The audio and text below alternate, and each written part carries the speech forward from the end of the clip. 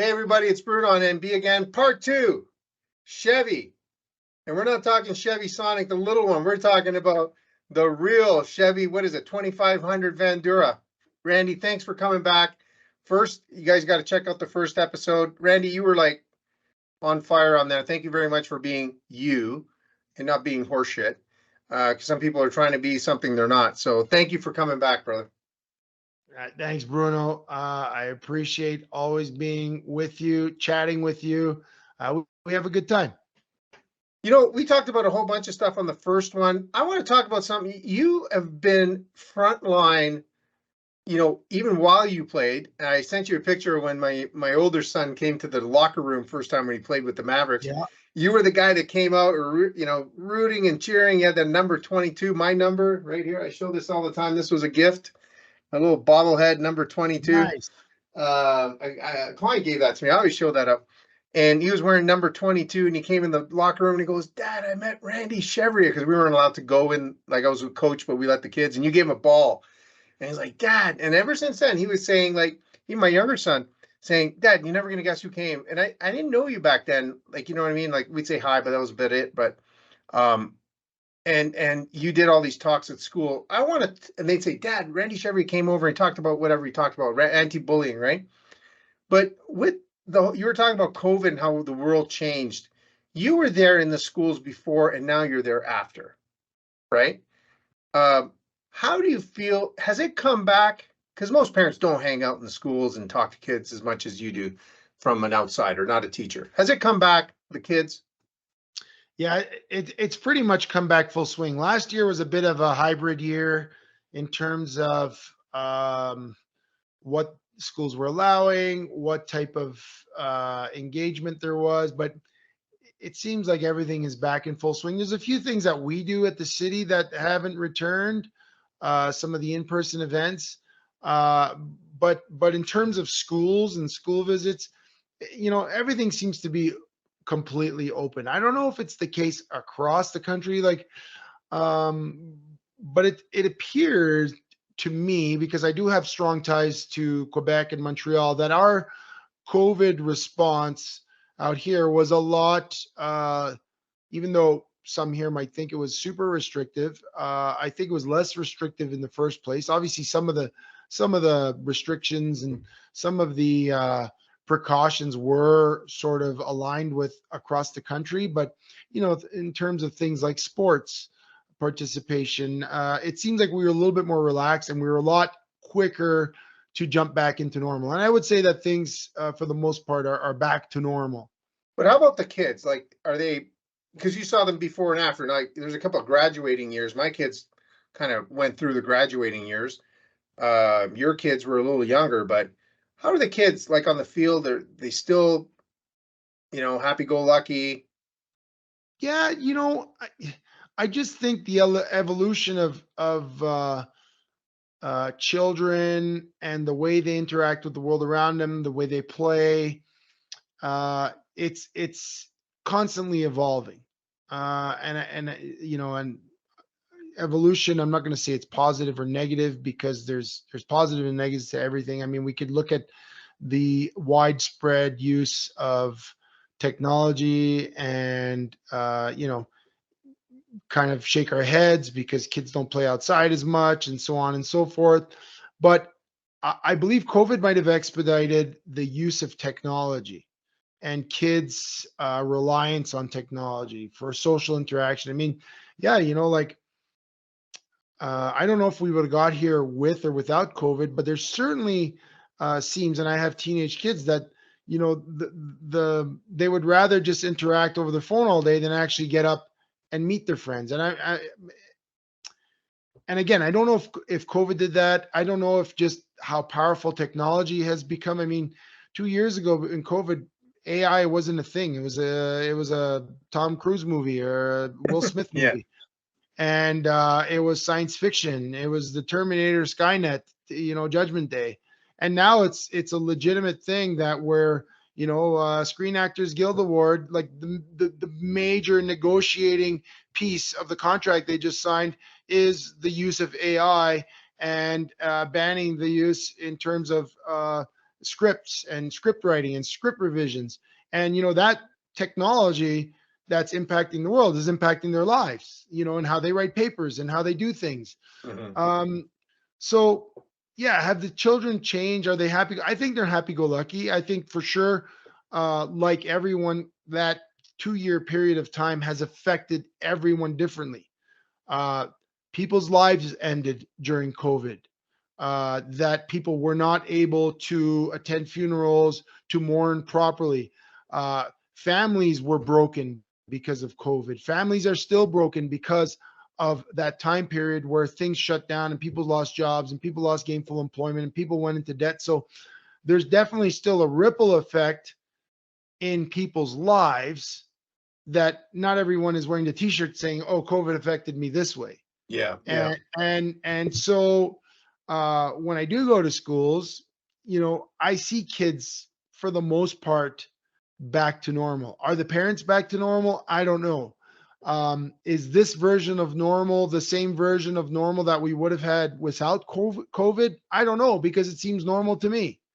Um, but yeah, no, like, I just look at my 3 boys, and I feel like they came out of that 2-year period doing okay. When I speak about football, my son, who hadn't played football since Adam coming out of COVID, decided he wanted to play football in high school, and he played 2 meaningful years. Great Uh, football player. well, I'm talking about Luke first, yeah, and Yeah. he did 2 years at Francis, and then Oh, you're it talking kind about of, Luke, yeah. yeah. So he played grade 10 and 11, and this year he's in grade 12, and he decided he's going to focus on studies, and he plays hockey, and he's got responsibilities, he's got a job, he's doing kind of everything I would want him to do as he transitions into adulthood. He's still a kid, but he's taking on a little bit more and preparing for university. His brothers play football, his brothers play hockey as well, and yeah, you know what? I see it pretty much normal. And, some of the things that I think were normal before COVID that you wish we would have learned some lessons from COVID, I don't think we learned. Like, the overscheduling of kids, the easing off on the pressure we put on them for sports. Like, listen, I played pro sports for 16 years. I'm a competitor. I love sports. I'm going to go play ball hockey tonight. I just love sports, but I also know that kids need to develop that love on their own. They Yeah. can't have the parents with the foot on the throttle all the time. And again, when I walk to the rinks, it's a hockey evaluation time. When I walk to the different sports and I get asked to speak at schools all the time, that's the number one thing that teachers and kids complain about. It's like they're always go, go, go. And Yeah. My kids want to play these sports. I encourage them. I support them. But even I would like to pull them out once in a while and have them have a day where we go to the mountains. But it's not structured like that anymore. You miss a practice, everyone questions your commitment to the team when you're in Timbits. And it's like, whoa, my kid uses a stick to stand up. You know what I mean? But if he misses a practice, he's a bad teammate. And I think we do that to ourselves as a society. And I think that unfortunately is back to normal too. Okay. I want to talk a couple of minutes. I know you got to go. You got a hockey game here coming up. So let's talk really right to the point. New stuff that you're involved with, like a lot of interesting stuff. You used to do a show with Chevy and Nasty, right? On the Fan 960, which was legendary. You started doing that podcast. Yeah. Magic is still there. But what else are you doing? So I work as a firefighter. As I mentioned on the last show, I'm a community safety. That takes up most of my time. I love my role. I do some really impactful stuff in the community, and I feel the impact. It's nice to go visit people when it's not the worst day of their life. I actually appreciate that, and it puts to use my education background. So that takes up the bulk of my time. Again, being the chauffeur for my kids takes up the next bulk of my time. But you mentioned the podcast. I've always had an affinity for media and speaking way back when I was in university. My old buddy, Earl the Pearl Zuckerman, sports info director at McGill, and Storm Norman Marshall. They used to have this show called The Locker Room. And these guys, I think they hated each other. They'd fight all the time on the air. It was unprecedented. the stuff they did on this little community radio station. I used to call in as different voices, and I used to antagonize Norman Marshall with these different voices. And he thought I was like, I would just get them all riled up and they would fight all night. And I always loved the radio. I loved talk radio. And so, yeah, I was very fortunate when I played. Sheldon Nepashik and myself, we had a show on the Fan 960. We're not going to get into details how we got on the air, but we had a blast. And we did 6 years of the show. It seemed to be relatively popular because I'll walk into a room now and most people don't really know or care that I played football, but I always have people that talk to me about this show that ended about 12, 13 years ago. So yeah, in the springtime, Sheldon and I, we got in the recording studio, which is our living rooms. We got some stuff. We started a podcast, The Ride with Chevy and Nasty. We did 12 episodes. We called it Season Zero. And Season Zero because we wanted to figure out the ropes. We wanted to see if we could connect, wanted to see if we could produce something meaningful. And I think we did. And now I'm at a point where I want to keep moving forward, and I know Sheldon does. So we're kind of figuring out what the next step is. There's some exciting stuff with the national NGBN TV network, so the National Grassroots Broadcast Network Television. This is something we could talk about another time, but Ian Hill is the guy who started that, a big champion for men's mental health. This network is for men in their 40s, 50s, 60s, and 70s, and I'm sure pretty soon it's going to be men in their 30s. And it's just a collective of podcasts that deal with men's issues. And I'm very passionate about men's issues. I feel that men, my peer group, your peer group, and older, we kind of left for our own devices in terms of figuring out things at some of the toughest points in our lives, when we have career loss, when we have health challenges, when we have challenges in our personal lives, and we're meant to figure it out on our own. And I mean, the reason why Ian started this, championing this network and this collective of men helping other men is because suicide rates among men in their 40s, 50s, 60s, and 70s is the number one killer of men above anything else. And for all the men that suicide doesn't kill, there's a whole host of people that are walking around living depressed every day, thinking about it. But maybe there's only one or two things keeping them here. So I want to be involved in that. I want to get back on the air and have meaningful talks like you and I have had this evening. Get on and just have people share. Like, you mentioned it. You mentioned it before. You said, people think that you have 3 Grey Cup rings and you walk around with a trophy all day in your hand, and it's not true. In fact, I just said this earlier to someone. I said I have 3 Grey Cups. I went to 5, and I played 16 years. I said, and I'm going to tell you this. The black garbage bag day feels the same whether you just won the championship or whether you bowed out in the first round of the playoffs. It feels the same. And life is like that. Everyone thinks, oh, you win a championship, life is great after. When the black garbage bag day is handed to you, when that black garbage bag with all your gear and it's over hands it to you, it feels the same. And that's life. Whatever you're going through, like I said, I've been through job loss. I've been through career transition. I've been through marital transition. All of these, I've been through health transition.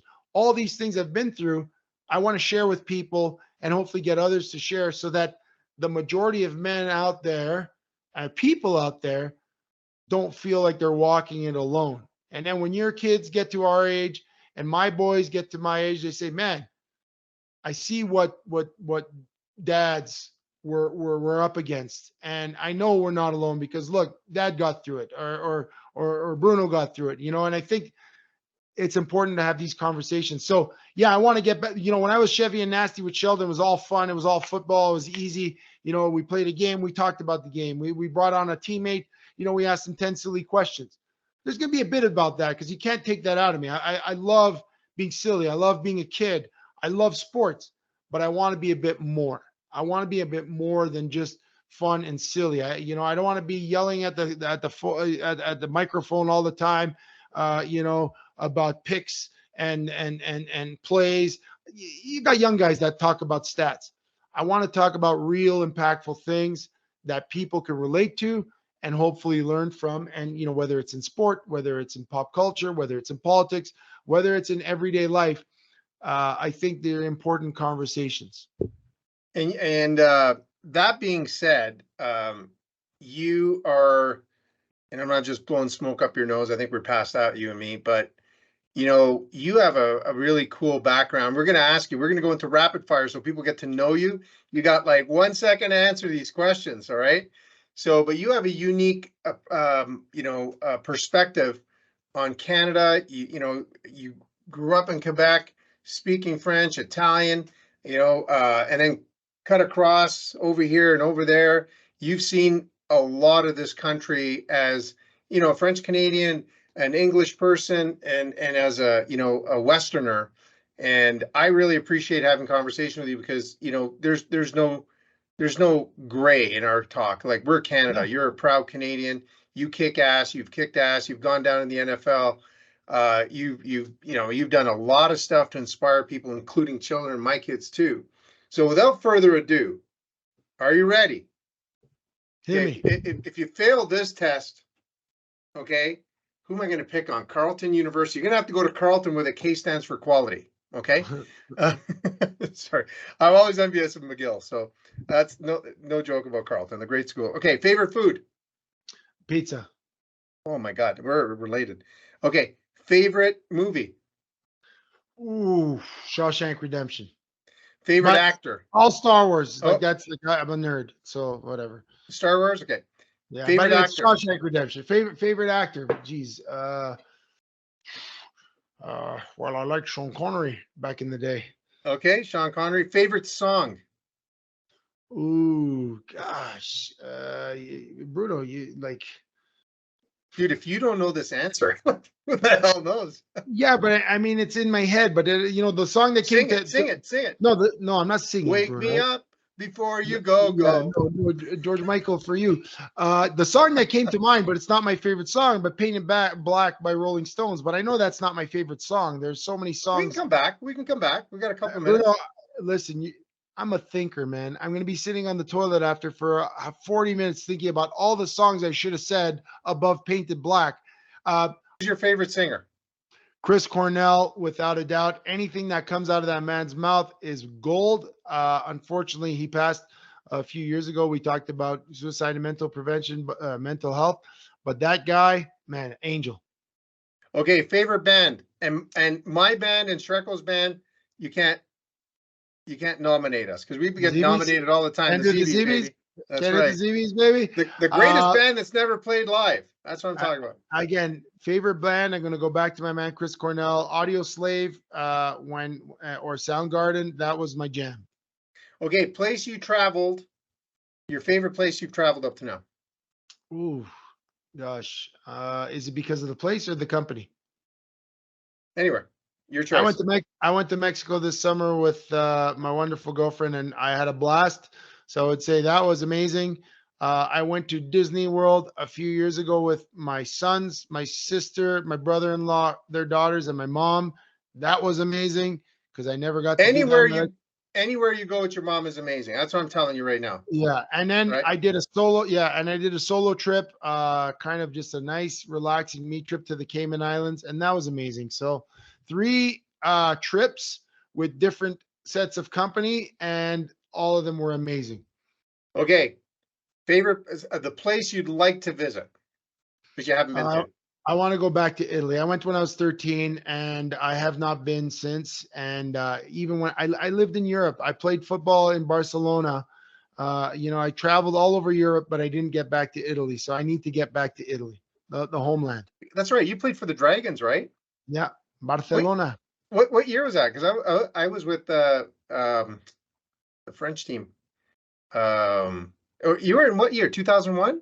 2002. 2002. Wow. So that was with NFL Europe. Yeah. That was that was Kurt Warner. Was it? He would have been there before because he was already. Before, yeah, he had already. Well, he won the Super Bowl that year. In 2001, 2002. Yeah, I remember him. Okay, so favorite sports team? Montreal Canadiens. Oh, I hated them. I'm really sorry. They just pounded my Flyers when it mattered the most. Oh, you're a Favorite? listen, Bruno. No, no, no, no, no, no, no, no, no, no, no. I don't know if we could be friends. I Listen, don't man. cheer for them anymore. But Listen, man.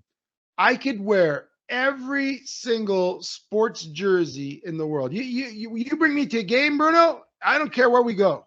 We go to Anaheim. You go to a Phoenix Coyote in a 2,000 seat arena. As long as they're not playing the Habs, I'll wear the Phoenix Coyotes. You bring me to, I don't know.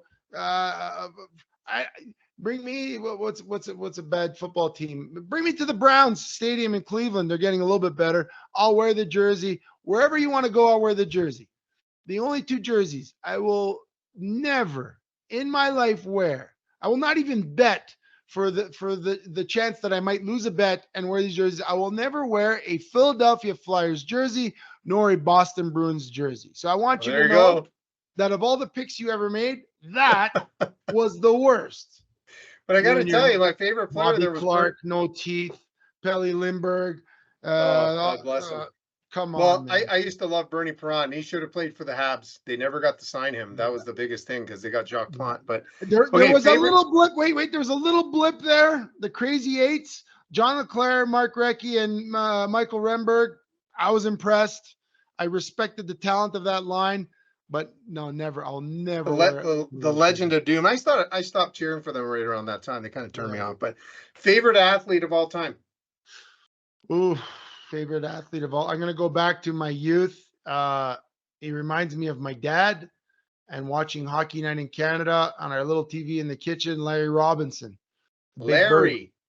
The Big Bird. And Boy. if that was my dad's favorite player, which by osmosis became mine, but the player that kind of turned me on to hockey, I watched hockey feverishly as a kid, and I played was Mats Naslund, number Oh 26, wow, the yeah. little Viking. Here's something about Larry Robinson, Metcalf, Ontario. He is noted for the hardest check into the Montreal Canadian boards on Gary Dornhofer. He cracked the boards. I So bet. look it up. Look it up. Okay, here we go. We'll wrap it up. You get to ask me one question. Well, just Okay, on this Bruno. show, you'll ask me other questions. Bruno, you've lived in Calgary since what year? End of 96, 97. So you've been here for quite some time. It's a two-part question. Your favorite thing about being in Western Canada, and doesn't have to be your least favorite thing, but what do you miss about Eastern Canada that you can never find here? You know what? What I love about Calgary, point blank, is taking nothing away from the government services in Ottawa. When you go into, we got to give Tony Spallettini a shout out. Like when you go into Swambo's and somebody buys you a sandwich, which Tony's got to stop comping everybody. It's just bad for business. Okay, love that guy, and you know what I'm talking about. But when Tony's you nice. go in there and somebody buys you lunch, it's coming out of somebody's pocket. Like the maverick entrepreneurial environment here is unbelievable. I've never seen it anywhere I went to. Like everybody owns a business. Everybody, is trying to start a business. Everybody's trying to, hustle and it's really man-made, right? And that's what I love about Calgary is everybody is really, hungry, working hard, hustling. I've never seen anybody get up earlier in general speaking, to get to work. That Deerfoot packed at 6:30 in the morning, right? Yeah. So that's what I absolutely love. Notwithstanding the great people I met here, the thing that I miss most, believe it or not, is not even the people or demographics or anything like that, like politics, is the fall. When the fall hits in Montreal and Ottawa, you have the maple trees, maple Yeah. leaves. And we used to get those. I was just telling somebody that we used to get the leaves, at school and wax them. And Yeah. you give them to your parents. My parents still have them from 1971 or something. You know what I mean? That's what I miss the most is the fall out Yeah. here. I It's would agree great. with you. I would agree with you. I mean, we're getting it a little bit this year because we didn't get a September snowfall like we've gotten many years in the past. And usually, if there's a snowfall in September, it kind of ruins It ruins everything. fall. But we've had it here for the last couple of weeks. I don't know, the climate change that's killed the climate in the summer is giving us a nice mild fall, I guess. Yeah. So they say climate change. I don't know, whatever. The hot temperatures we've had all summer, which have caused all these fires and all what's going on, is giving us a very nice a nice fall. Because I did notice that the other day. I was driving down the Stony Trail by the new extension on the southwest by the Costco that opened up along just down by Southwest. I'm trying to think where Oh, sorry. the seven, Oh, sorry, the Seven Chiefs arena down there. right, Sorry, I right, was right, looking right. for the name. So the Seven Chiefs Rec Center, and you drive down there and you just see the beautiful rolling hills with the orange, the red, the green. Yeah. That's not something you see every autumn in Calgary, because yeah, if we get that September frost, that's all It's gone. It over. falls off. Yeah. So yeah, I would say I miss that tremendously. I miss a bit of the culture. I got to say that I grew up in Sure. Montreal. It was very diverse. It was very different. Uh, Obviously, you grow up. I grew up in an Italian neighborhood. The neighborhoods were quite segregated. We had the Italians, the Greeks. Everyone kind of had their stereotypical behaviors, their Oh yeah. stereotypical beliefs about each other. But it seemed like there wasn't a hesitancy to have other cultures there. I find we're missing that a little bit out here. It's kind of, it goes up and down, and Well, it's getting and there. It's getting it's there. getting there. It's getting there. I would like to see, the last few years of political, economics, world stuff with COVID and stuff. It's kind of closed people off a little bit, and I'd like to see it become a bit warmer. Like when I moved here in 2005, I'll never forget. I lived in California for a year, and California, I was living in Southern California, Orange County, and it's like you could sit in a hot tub with Yeah. 10 of your neighbors. Like we lived in a little apartment complex. You sit in a hot tub with 10 of your neighbors and no one's speaking to each other. And this was in 2000 and 2004 I lived, or 2000, yeah, 2004. Before the cell phones, before people had their heads buried in their phones. There was no smartphones back then. And you could sit 10 people shoulder to shoulder, no one says a word. And that was how it was for a year. And I remember I drove up from California, I come to Calgary, I go to a gas station right on Crowchild, and the one right down Crowchild, just below the stadium. And it was the Esso, and I put my gas, my thing in, and there was a guy at the pump right next to me. He's like, "Hey, how you doing?" And it was like instant, like Yeah. it was warm, it was welcoming. Calgary has always been that for me. It always will be that. It still is that, but we need to polish that a little bit. We need to get back to that a little bit. We need to get back to, hey, you know what? We don't care what's going around the world. We're going to work our butts off, like you said. We're going to make something of whatever Yeah. they throw at us. We're not going to blame anybody else. We're just going to do our thing because we do it well, we do it right, and we do it in style. And that to me why I'm still living here, because I love that about Alberta. And like I said, it just needs a little bit of polish. We need to just pull out the polish, get it shiny again, and let's get to work. Because yeah, that's the things that I love about this place. Like you said, the energy, the people, the spirit, the can-do attitude, and yeah, it's a wonderful place. Well, you know what? You used the word polish, and we're going to end on this one here because you got a hockey game, bro. So Yeah, here's what I'm going to tell you is that in Quebec they call it le joie de vivre, and maybe they take it a little bit far because I remember playing baseball and stuff like that, and go to Montreal.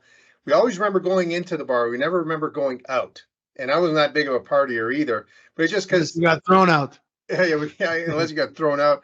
But what I'm saying is out here, you called it polish. I'm calling it like here it's like super fast, hard. It's business. I've never seen anybody, people work harder to achieve more faster. And Right. so maybe, what I say is just maybe a little chill. Like just, let's enjoy a couple of days here and there once in a while. And great, it's unbelievable out here. It's 10 out of 10, but okay, Chevy, episode 2 done. You're gonna come back. We're gonna come back. We're gonna rock and roll. We're And just gonna keep hitting record and just do 100 episodes tonight. We're gonna batch record. I told you last time. We're calling this show "Mash It Up, You Face." That's right. And if I ever remember to press record, that's okay. Bruno, But this is 4 15-minute episodes. You realize we just got 4 we shows can under go our on belt. forever. We go. You Wait, told wait me, till you said we're gonna do 2 15-minute episodes. I said, okay, this guy's he's willing to challenge the impossible. It's like, wait till we get the other guys on, and the Bruno, other you can girls. only Forget drive about a it. car across the Atlantic at a certain speed. It takes the time it takes. You can't rush That's that. well, they tried with the Titanic and see what happened. You know what I Yeah, mean? So, yeah. all right, Chevy, I'll talk to you. Thanks, everybody. Ciao, Bruno. Thank you.